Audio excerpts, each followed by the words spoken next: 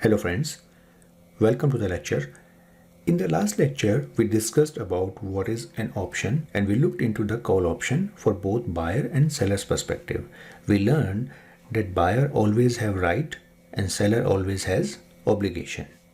So put option is just opposite to the call option. An easiest way to understand the put option is think of it as an insurance policy. Although it's not exactly same as the insurance policy, but just to get an idea. So let's take an example of a car insurance. So when you buy a car insurance, you pay a premium upfront. The policy has a fixed term, generally 1 year, which is expiry in terms of options, and it has a policy value, generally the value of your car, which in this case is strike. So buyer of the put option pays a fee upfront, as we saw in case of car policy, right? You're paying the premium upfront, has a right to sell, which we'll look into later in more detail, and can exercise on or before policy term, right? So like in case of car policy, you can claim any time before expiry of your policy, right? In terms of seller, if you see, seller receives a premium upfront, has obligation to buy, and can be assigned on or before policy term. So insurance policy seller can be assigned, means if you choose to exercise, if something happened to your car, right, and you go back to the insurance company, they have obligation to serve your request, and if you choose to exercise, they will be assigned, and that is called a put option. So when we say right to sell, what exactly we mean?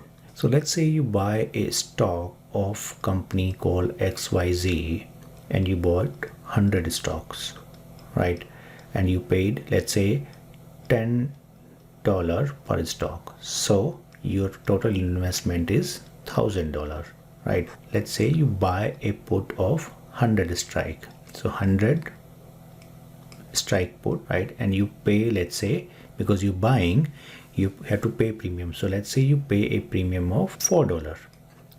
So in that case, what's going to happen is, if stock falls below 100, let's say stock falls to 80, you still have right to sell at the strike, which is 100, right? If that happens before expiry, you can sell your stocks at the 100. Just opposite, seller has to buy the stock at 100 even if the market price is 80.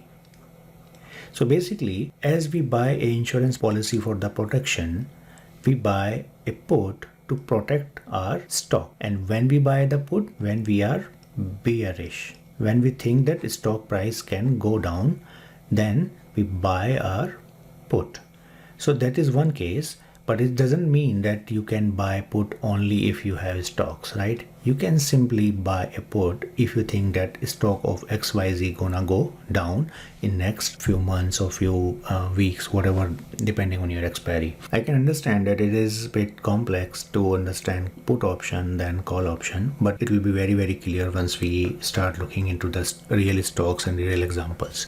So one key difference between put and call is that buyer of the put is bearish and seller of the put is bullish. Means we buy put when we think that stock gonna go down, or in case of car insurance example, we think that something wrong can happen to our car. The seller of the put is bullish, means he thinks that the stock value gonna go up in future, or in the case of car insurance, he believes that nothing gonna happen to your car and he will simply keep your premium. So that's how it works really. But as I said, we'll look into more and more examples and things will be more and more clear to you.